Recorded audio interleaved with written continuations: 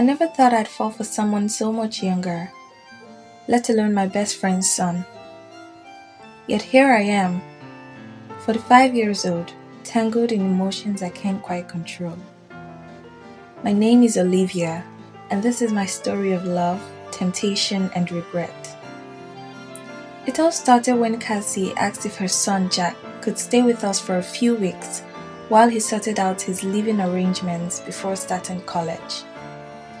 Jack was just 21, full of life, with a charm that made everyone around him light up. I had known him since he was a child, so when Cassie asked, I said yes without hesitation. My husband Richard didn't mind either. We had a comfortable marriage, stable, predictable, even if a bit dull at times. I loved Richard, but the spark we once had was gone. Jack's arrival was like a gust of fresh air in our otherwise routine life. At first, it was all very innocent. Jack settled in quickly, and I took it upon myself to show him around town. We spent our days exploring parks, coffee shops, and local bookstores. He was curious about everything, and I found myself drawn to his energy and enthusiasm. As the days passed, I noticed he started lingering around me more, asking questions, looking at me with those intense blue eyes. I tried to ignore it, telling myself it was just a young man's harmless curiosity. One evening, after Richard had gone to bed, Jack and I sat in the kitchen sipping wine. It had become a little tradition for us, this quiet moment of conversation after a long day. But this time, the atmosphere was different. He moved closer, his knee brushing against mine. I could feel the warmth of his skin through my jeans, and my heart began to race. I tried to make small talk to distract myself, but the tension in the air was palpable. "Olivia," he said softly, his voice barely above a whisper. "Have you ever felt like you were missing something in life?" His eyes bore into mine, and I felt a shiver run down my spine. I wanted to tell him it was complicated, that my life wasn't missing anything that mattered. But something in his gaze made me hesitate. "Yes, sometimes," I admitted, my voice shaky. "But that's just part of life, right?" Jack reached out and took my hand, his touch sending a jolt through me.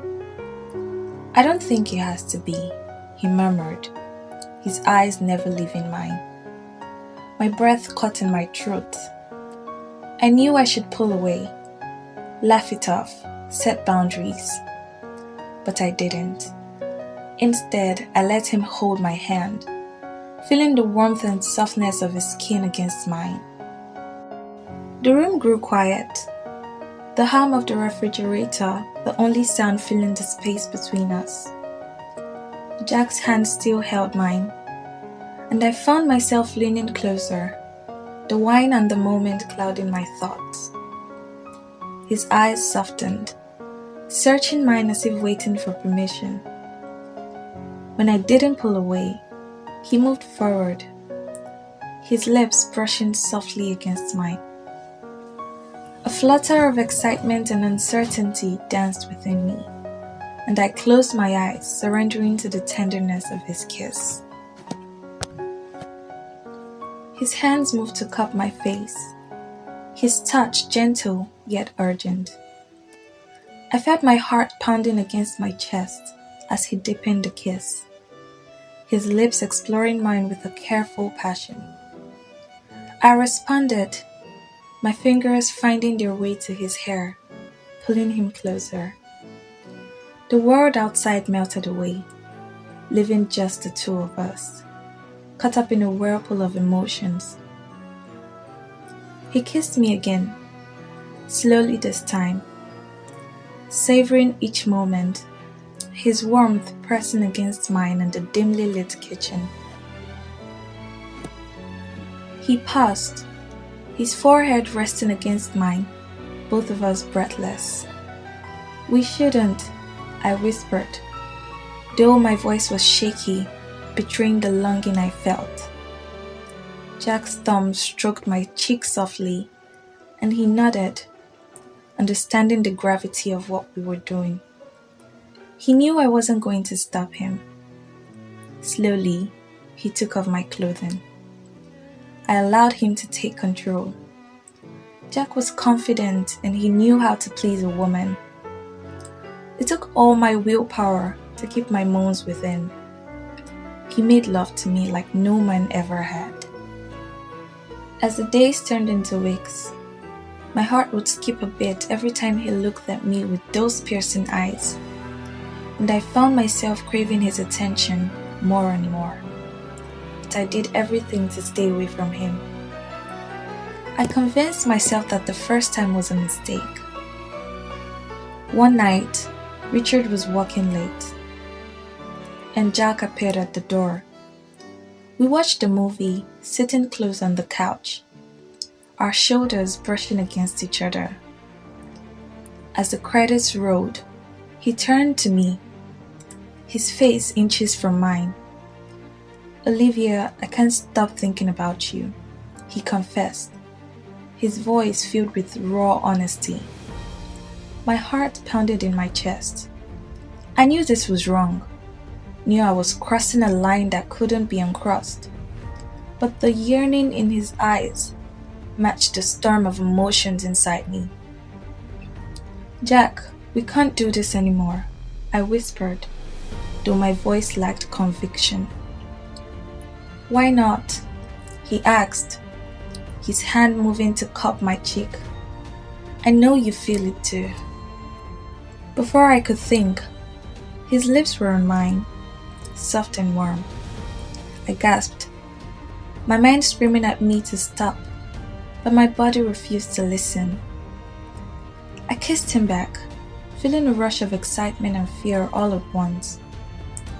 His hand slid around my waist, pulling me closer, and I melted into him, letting go of everything except the desire that had built up inside me.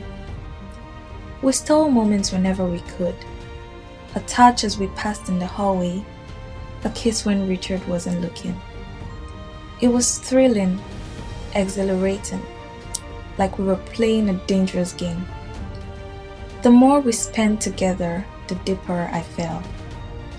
Jack was everything I had forgotten I could feel.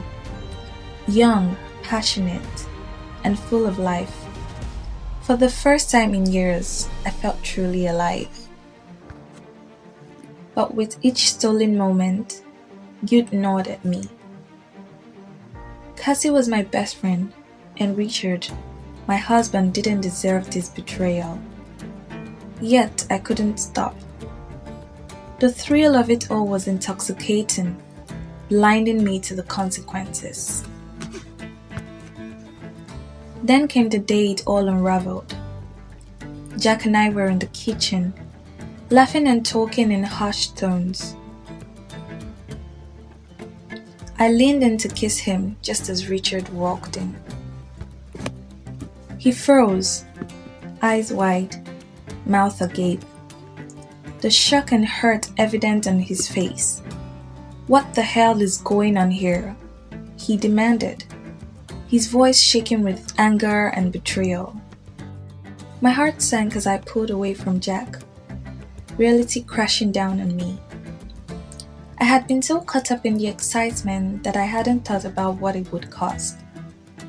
Jack's face went pale, and he looked at me, panic and regret flashing in his eyes.